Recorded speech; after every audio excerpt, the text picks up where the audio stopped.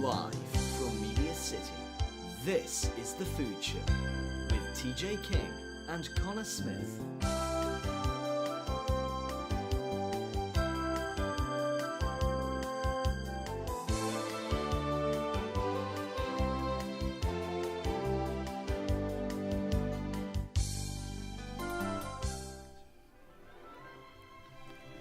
On today's show, we explore generations of school meals, discuss the issue of food shortage at Christmas, as well as talk about new law regarding food scandals.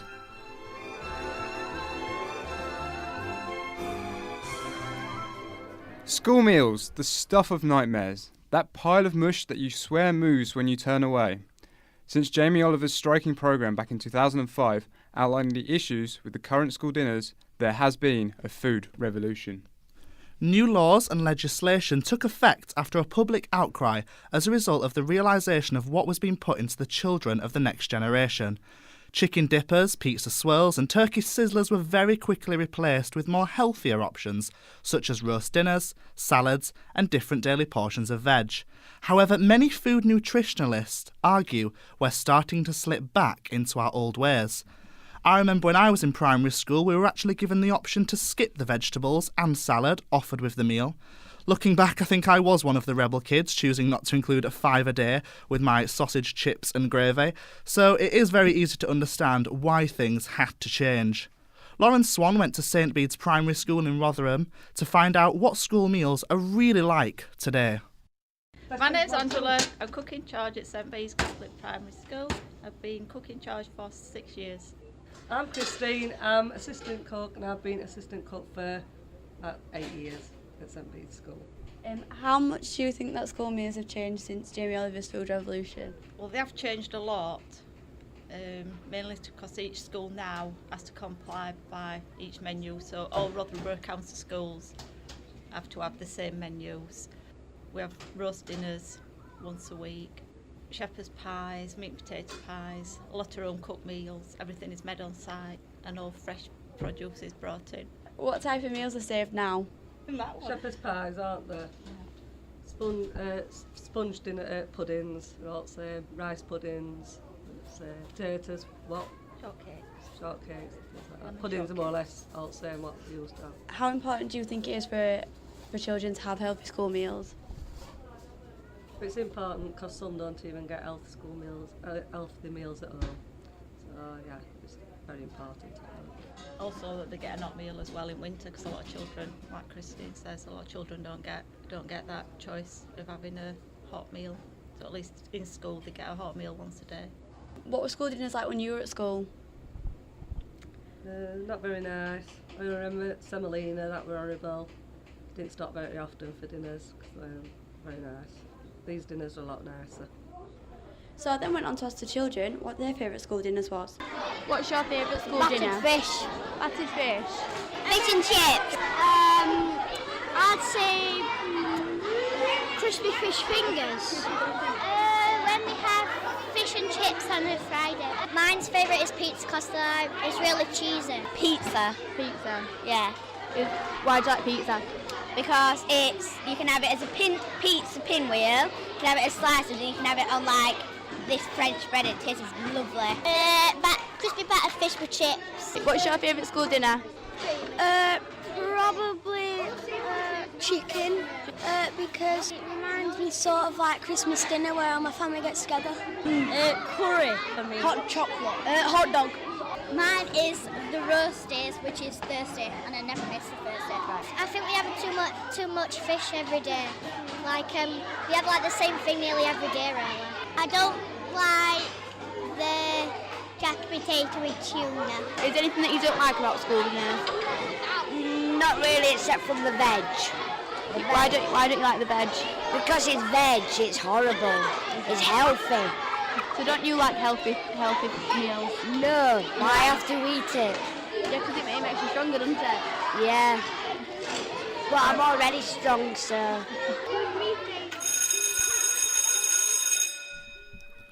With fast food giants dominating our television screens, it's easy to understand why children are drawn into unhealthy diets. As parents lose jobs and microwave meals become the norm, it's highly likely the work by Jamie Oliver is going to continue to be unstitched in the next few years. However, what about those families who are struggling to even supply the unhealthy meals for their children, especially at Christmas? A food bank is a non-profit, charitable organisation that distributes food to those who have difficulty purchasing enough food to avoid hunger. The economic crisis and government cuts have seen a big increase in the number of people using food banks. Extra centres have been started by volunteers across the country to meet demand of people in desperate need. In 2012, Trussell Trust food banks fed 350,000 people across the UK. 1,300 of those were children. Food is donated by schools, churches, businesses and individuals. The items are non-perishable and in date, with many people adding an extra item from a food bank shopping list to their own family shop. You may have seen volunteers at a supermarket collection near you, when shoppers are asked to buy an extra item or two to help local people in crisis.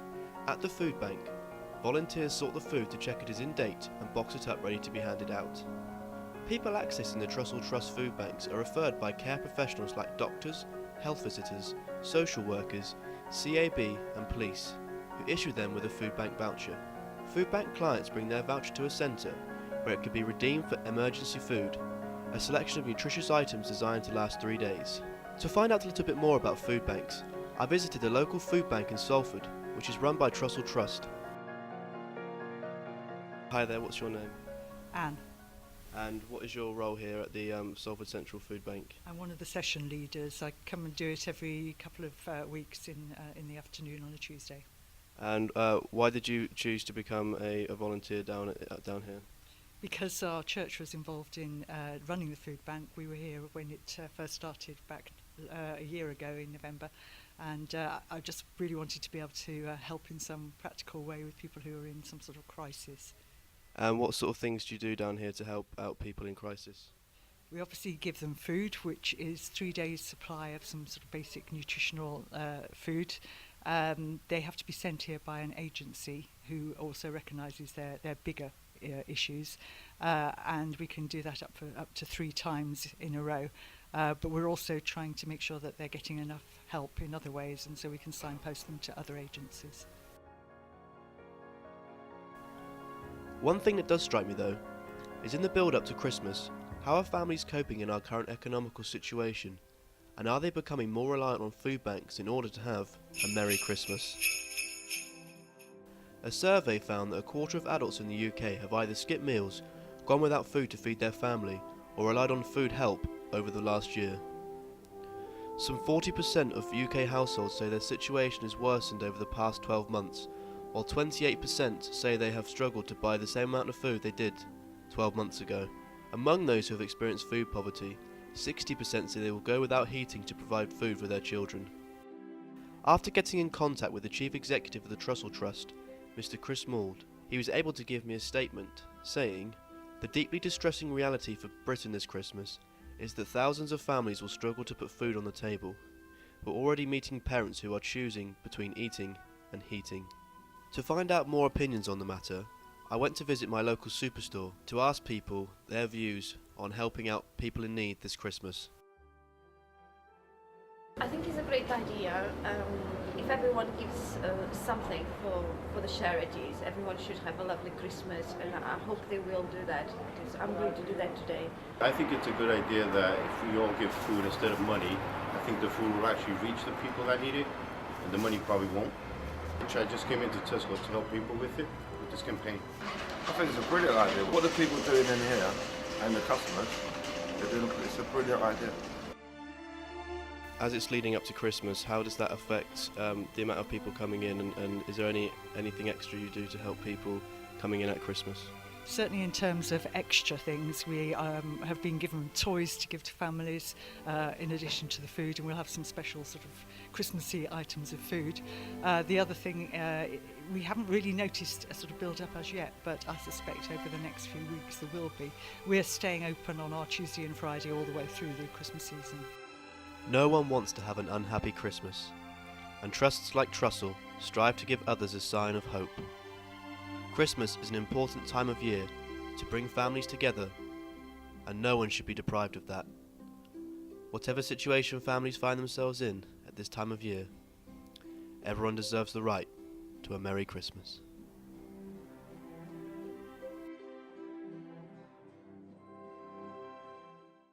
Introducing the brand new smartphone app for food lovers everywhere, InstaFood.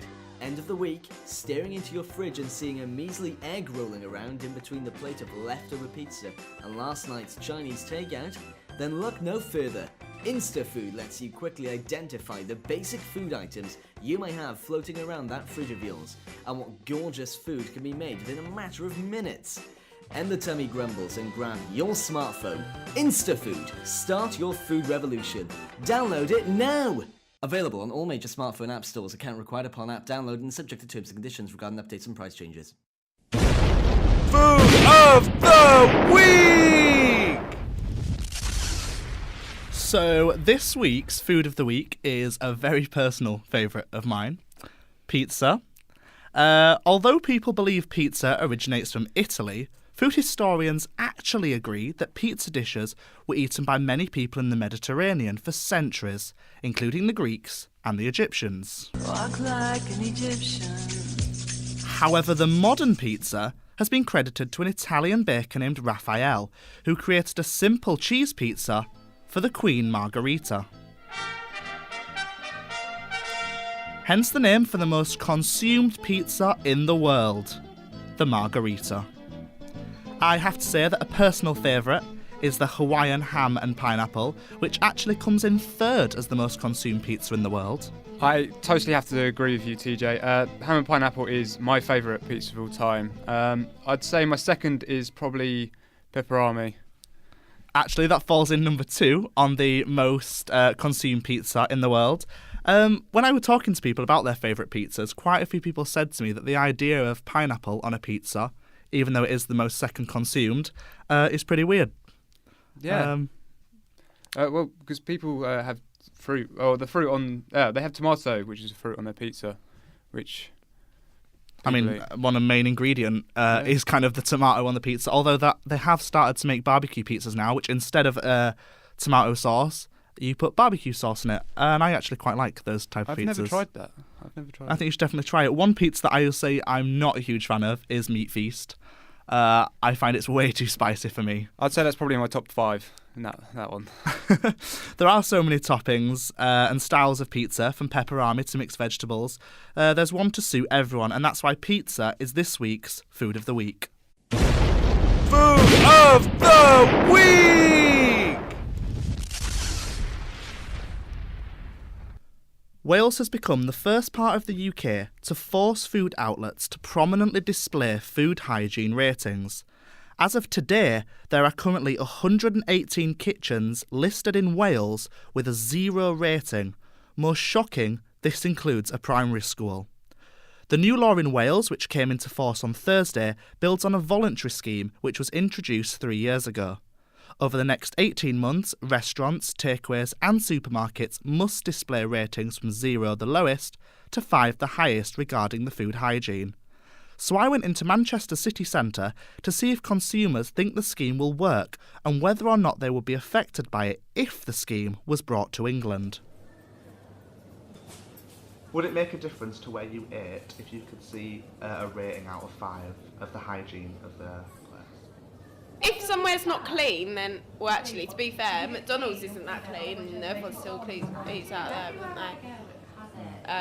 But if it was a restaurant, definitely. If someone has 1, they shouldn't be open. They shouldn't be allowed to be open if they've only got 1. If you walk in somewhere and you see that it's got 1 thing, and you think, out of 5, it must be dirty to get 1.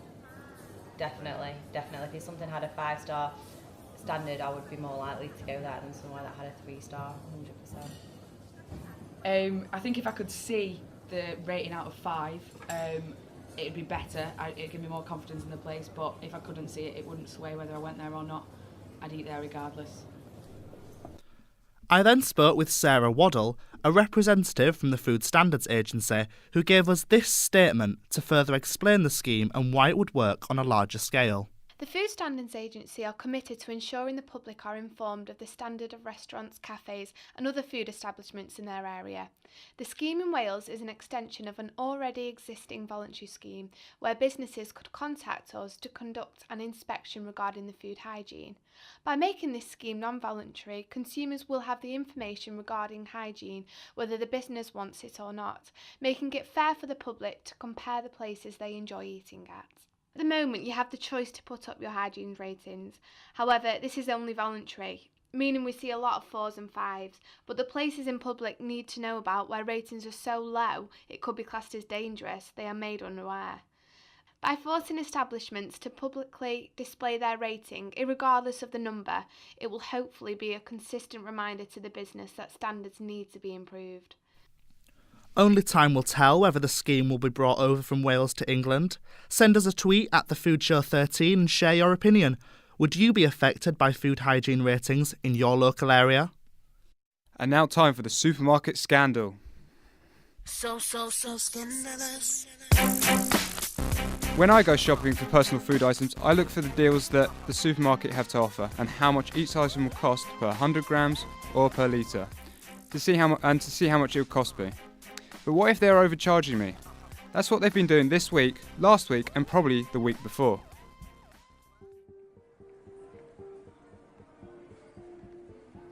Supermarkets are all in competition to beat each other on price difference.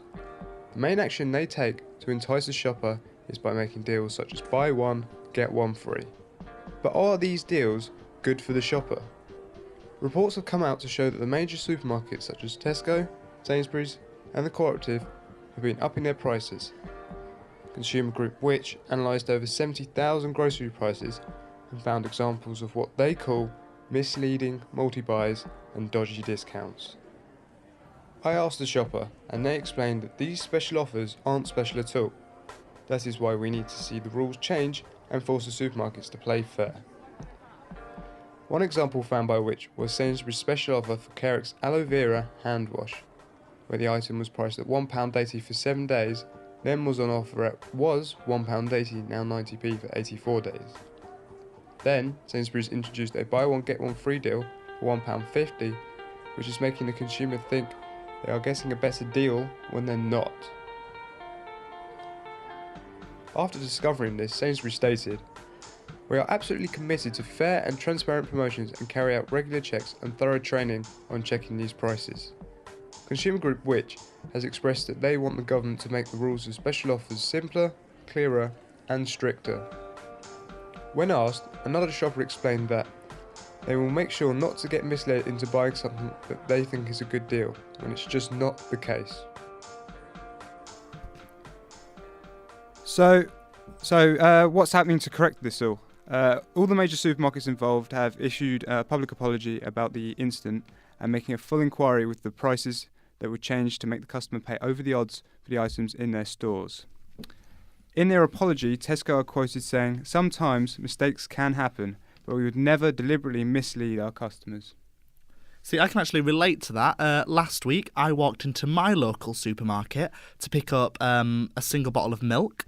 I walked in and I was flattered, I guess, by the offer on at the moment, which was 2 bottles of milk for £2.50. I only went in for 1, but I decided to pick up 2 because of the offer. It was only after leaving the store that I quickly realised that a bottle of milk is only £1.10 anyway. So I actually made a loss of 30p. So you do have to be careful, guys, when looking at these offers and to make sure you are actually getting a good deal. Yeah. Going back to the food bank, I didn't know they existed. So now I'll start to think about giving food to them and helping the families around that can't afford any food around the Christmas holidays. Yeah, we had one back in Huddersfield, where I'm originally from, and it was actually a great success. I do remember meeting people that actually went to the food bank, so I really do believe they are a brilliant idea.